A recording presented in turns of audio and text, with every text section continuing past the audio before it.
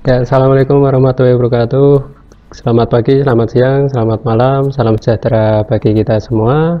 Kembali lagi dengan saya Abdul Qoher. Pada kesempatan kali ini saya akan membahas sedikit soal ya, dari buku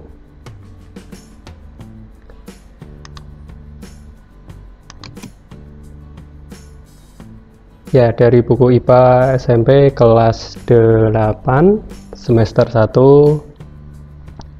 Dan pada kesempatan kali ini saya akan membahas pada bab gerak benda dan makhluk hidup di lingkungan sekitar kita. Jadi untuk video kali ini bisa ditonton oleh siswa SMP khususnya kelas 8. Baik, kita mulai saja pembahasan soalnya. Yuk ikuti pembahasan soal dari saya.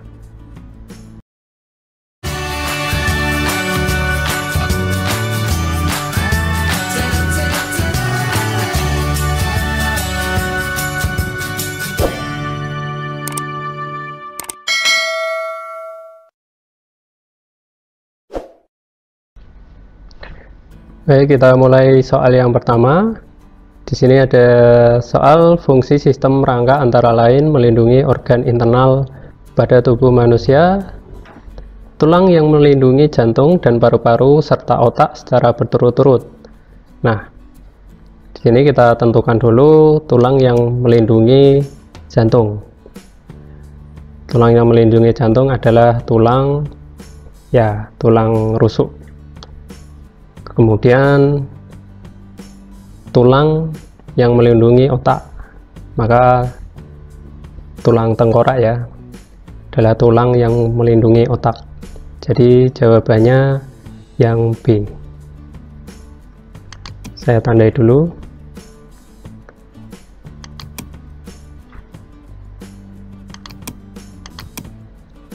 Jawabannya yang B.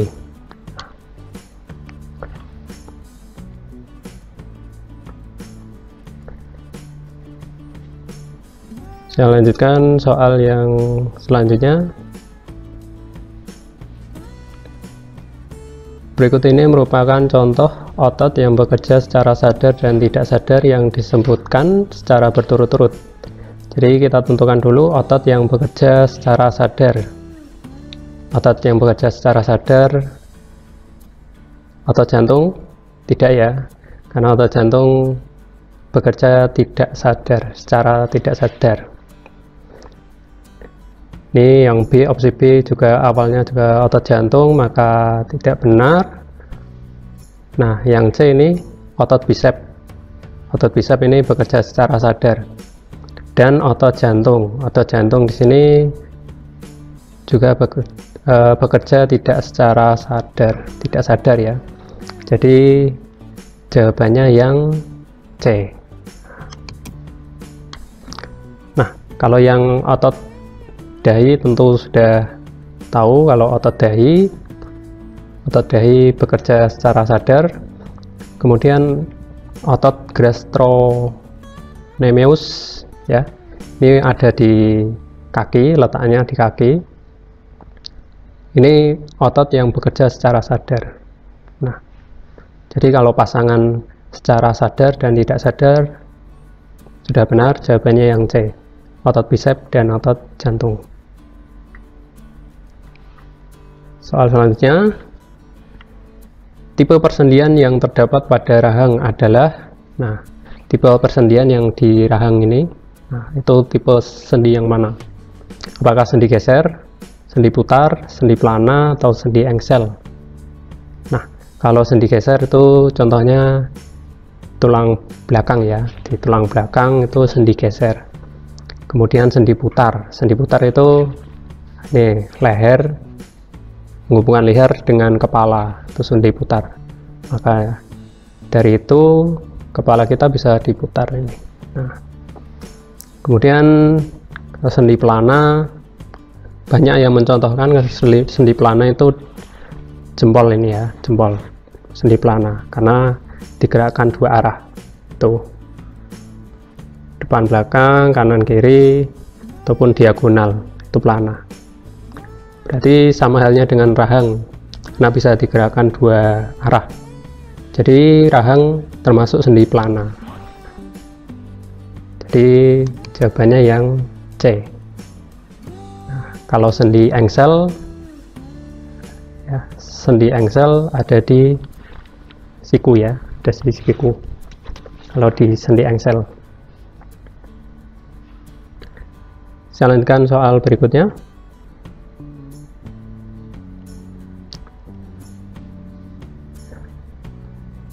Gerak tumbuhan yang memerlukan rangsang berupa perubahan kadar air di dalam sel sehingga terjadi pengerutan yang tidak merata disebut gerak. Gerak tumbuhan yang memerlukan rangsang. Nah, rangsangnya ini berupa perubahan kadar air. Istilahnya higroskopis ya. Istilahnya higroskopis. Nah, ini bisa kalian baca tentang macam-macam gerak tumbuhan berdasarkan rangsang. Nah, kalau perubahan kadar air itu higroskopis. Saya lanjutkan soal berikutnya. Contoh gerak tumbuhan berikut yang bukan merupakan contoh dari gerak nasti adalah, nah seperti yang kita ketahui, gerak nasti itu ada beberapa macam ya, beberapa macam. Ada fotonasti, tigmonasti, niktinasti. Nah, kita ketahui di sini ada beberapa contohnya. Yang pertama, mekarnya bunga pukul 4. Ini termasuk fotonasti ya, fotonasti. Kemudian yang B, gerak menutupnya daun putri malu. Ini termasuk tigmonasti ya. Nah, sentuhan. Kemudian ini saya tandai dulu. Kemudian menguncupnya daun tumbuhan Legumineaceae, ini adalah contoh dari niktinasti. Jadi A, B, C ini adalah gerak nasti semua. Jadi yang bukan merupakan contoh gerak nasti adalah yang D, merekat. Merekahnya kulit buah-buahan yang sudah kering pada tumbuhan polong-polongan. Ini termasuk higroskopis ya, dan gerak nasti.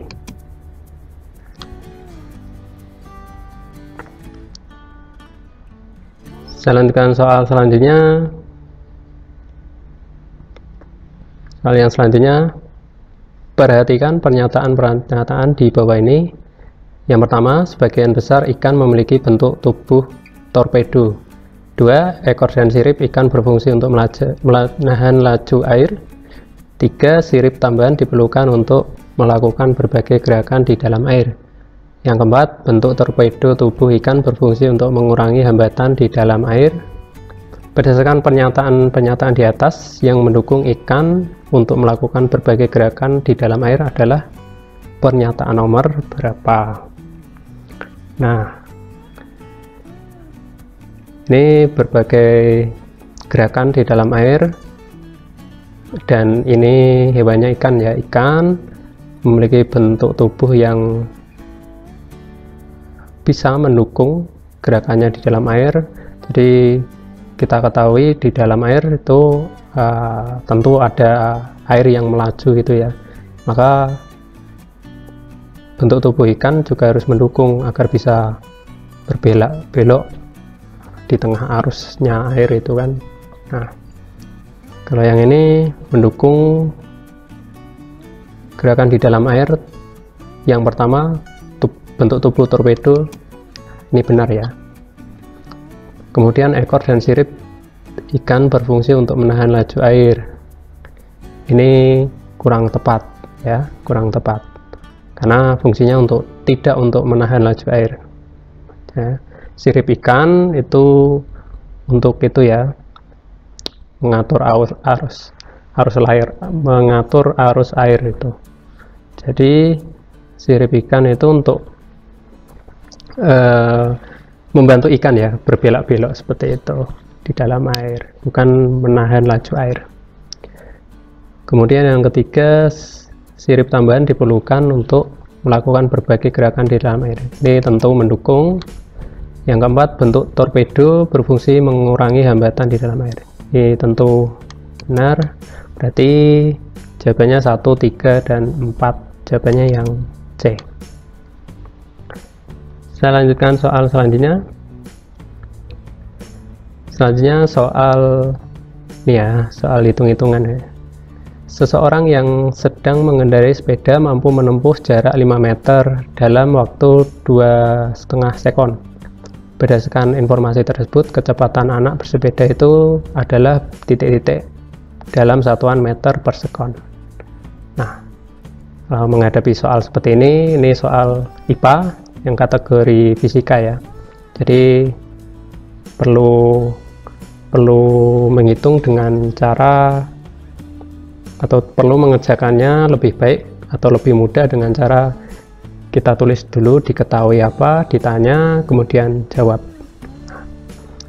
Nah, dari soal tersebut diketahui S atau jarak itu 5 meter, kemudian waktu atau simbolkan T itu 2,5 sekon. Kemudian yang ditanyakan adalah V atau kecepatan. Nah, ini jawabnya. Kita pakai rumus atau persamaan V sama dengan S per T. Nah, maka V sama dengan S nya kan 5, kita masukkan saja kan, kemudian per T nya kan 2,5, berarti 5 dibagi 2,5 berapa? Ya, hasilnya 2 ya, tentu 2. 5 bagi 2,5 2, jadi kecepatannya 2 meter per sekon. Jadi jawabnya yang A. Saya lanjutkan soal selanjutnya.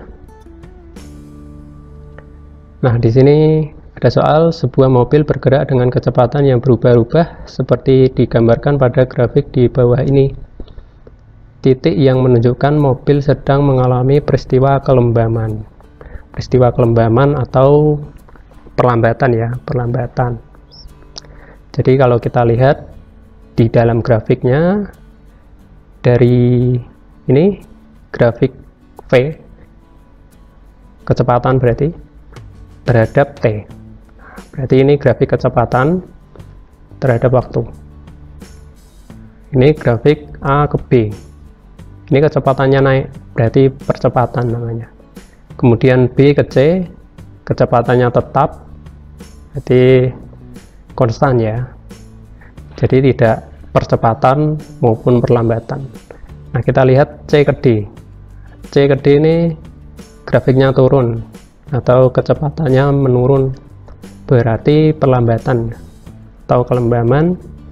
Jadi jawabannya grafik C ke D. Saya lanjutkan soal berikutnya. Nah, di sini ada soal, perhatikan gambar bola yang dilempar ke tembok akan memantul kembali seperti gambar di bawah ini. Berikut pasangan gaya aksi reaksi yang benar. Di sini sudah ada gambarnya. Ada gaya F1 ke bawah, ada gaya F2 ke kanan, kemudian dipantulkan kembali oleh tembok dengan gaya F3. Nah, yang merupakan gaya aksi reaksi tentu gara yang arahnya saling berlawanan, berarti F2 dan F3. F2 dan F3. Nah, alasannya kenapa? Karena bekerja pada benda yang berbeda dan arahnya saling berlawanan. Di sini gaya yang bekerja ini pada benda yang berbeda. Gaya yang satu bekerja pada bola, gaya yang satunya bekerja pada tembok. Nah, itu.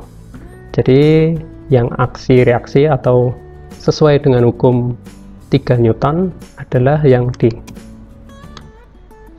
Saya lanjutkan soal berikutnya.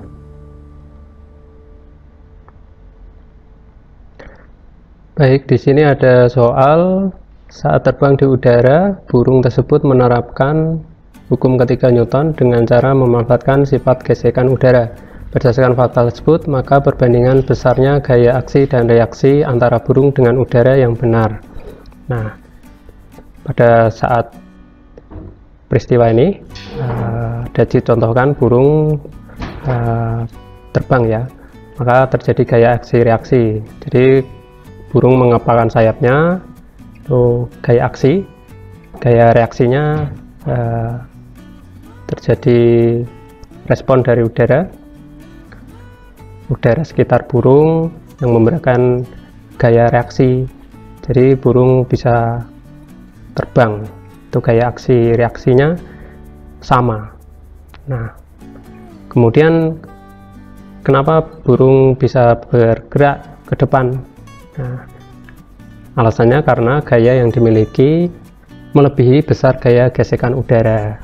Jadi burung dapat maju ke depan. Nah, di situ terjadi atau penjelasan ya. Jadi di situ terjadilah aplikasi dari hukum ketiga Newton.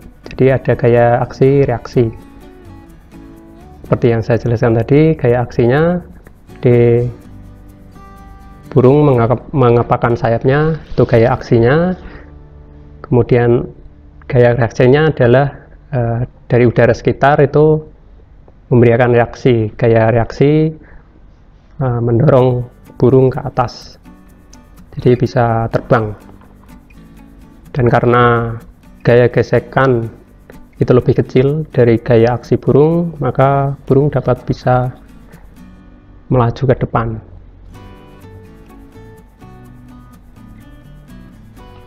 Nah, sekian video pembahasan soal dari saya. Silahkan jempol ke atas jika menurut kalian video ini bermanfaat untuk pembelajaran. Kemudian silahkan juga tekan tombol subscribe apabila ingin menyaksikan video pembahasan soal saya yang lainnya. Terima kasih sudah menonton. Wassalamualaikum warahmatullahi wabarakatuh.